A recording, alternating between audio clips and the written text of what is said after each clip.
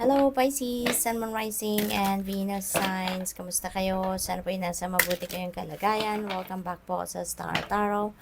Kung bago kayo dito, welcome din kayo. Thank you sa inyong support. I truly appreciate it. God bless you all, Pisces. Po na mensahe ninyo, union. Ayan. So, partnership ito, no? Partnership. You're going to join force with, someone. Maaring ito ay magiging bagong kaibigan ninyo, maaring ito ay bagong karelasyon, romantically, ka-business partner, there is union, there is partnership coming your way dito, Pisces. No? This is your opportunity sa ngayon. Maaari din na union ninyo ito between you and the spirit realm. Diba? Maaari din na collaborate kayo ngayon sa inyong mga guardian angels, yung mga ganon, meaning makikinig kayo sa kanilang mga gabay sa Panginoon, sa mga intuitive messages, guidance, symbols, signs, synchronicities na pinapadala sa inyo. Those are guidance, no? Para sa iyo. Sa pakikinig ninyo sa mga yan, sa pagpapansin ninyo sa mga yan, sa pagsunod sa mga yan, parang you're also collaborating with them, no? Kaya time ito for union, for partnership, no, with the spirit realm and the seen allies ninyo, friends, mga ganon. So we have creation. Remember, your thoughts shape your future. Your words create today. Your choices become your reality. Kaya napakagandang reminder ito para din sa inyo, Pisces, no? Na alalahanin ninyo yung isip ninyo, laman ng isip ninyo, laman ng damdamin ninyo. Those are yun ang nagmamanifest, no? Sa buhay ninyo, sa inyong 3D reality. Okay? Yun ang nakikita ninyo sa inyong realidad. Kaya make sure that you are aware, no, sa kung ano ang laman ng isip at sa kung ano ang laman ng damdamin ninyo, because that is what you create sa inyong 3D reality. What else? We have discernment. And see the truth of the situation. Use common sense and do not be fooled. Pay attention to your intuition. Okay? Your intuition knows.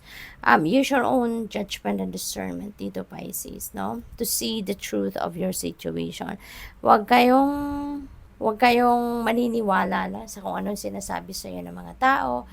Huwag lang kayong mag-rely sa kung ano ang nababasa ninyo. You really need to use your judgment. You really need to know the truth of every situation. Okay? Huwag kayo agad-agad magtitiwala na sa kung anong sasabihin sa iyo ng mga tao, yun na yun.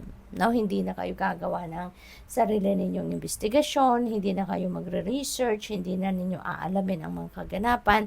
You should still do that. Use your own judgment and discernment. Kasi maaaring yung tama para sa iba, yan ay para sa iyo hindi tama. 'Di ba? Kaya you should use your own discernment and judgment in every situation na dumadating sa buhay ninyo. Okay? We have clarity. Banish the fog of illusion. Open your eyes to the truth. Remember the perfection of who you are.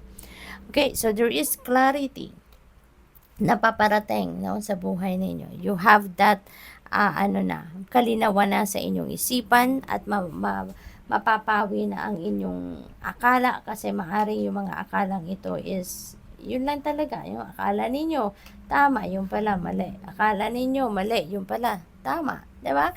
You never know, kaya kailangan ninyong tignan, buksan ninyo ang inyong mga mata, ang inyong tenga, 'di ba? Ang inyong sarili, buksan ninyo 'yan, para makita ninyo yung katotohanan. Okay? At magkakaroon na kayo ng clarity of mind sa ngayon, maaari makakabalik na ngayon sa inyong focus. We have happiness, and immense delight can be found in the smallest of things.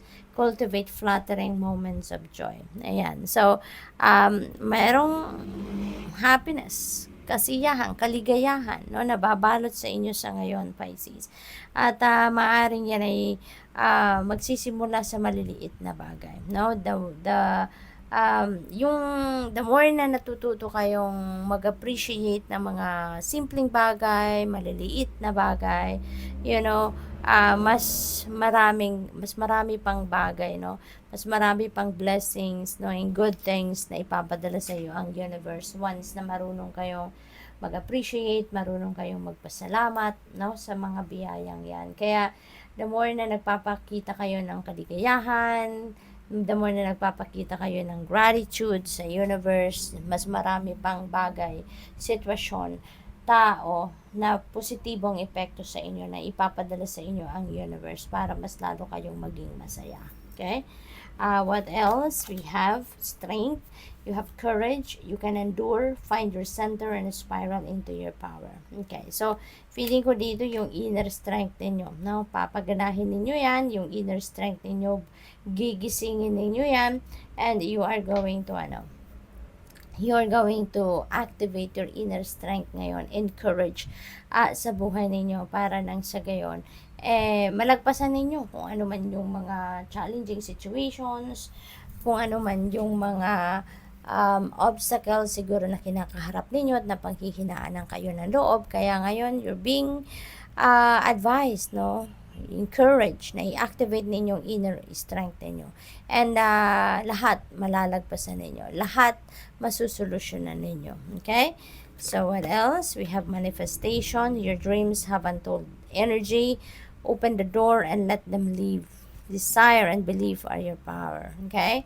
So kung naniniwala kayo, if you believe, no, na deserve ninyo na mag-manifest kayo ng inyong mga dreams, no, kung ano man yan, ano, provided that it is for your highest good, the universe is going to help you manifest that. Sa ngayon, dahil manifestation energy is in your horizon, nandoon kayo sa high energetic frequency, no, and you are able to manifest ngayon whatever it is that you want to manifest in your life, provided that it is for your highest good, provided that it is for your best interest and for the good of all, no, the people around you.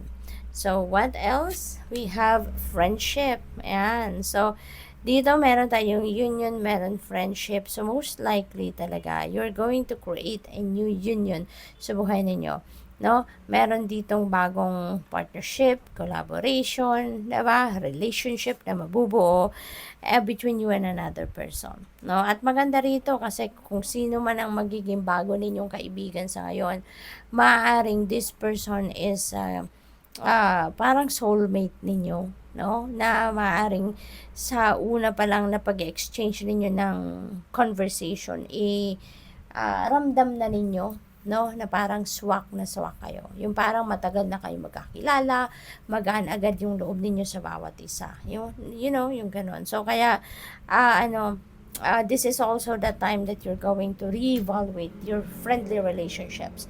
Maaari ngayon din ninyo makikita kung sino yung mga tunay ninyong kaibigan, sino yung mga fake, sino yung mga nagpapanggap lang na kaibigan ninyo dahil yung pala ay may kailangan lang sila sa'yo. No? So, this is also the time that you need to reevaluate your friendly relationships na with your so-called friends kasi there's no room na dapat sa buhay ninyo ng mga taong hindi naman totoo sa inyo, hindi naman nagsuserve ng inyong highest good. It's not for your best interest na nandiyan siya sa buhay ninyo.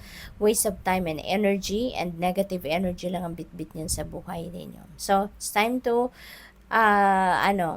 to examine now sino yung mga tunay na kaibigan at sino yung hindi, sino yung dapat na i-let go at sino yung dapat na i-keep. Okay, so good luck. Thank you for watching. Love and light. Namaste.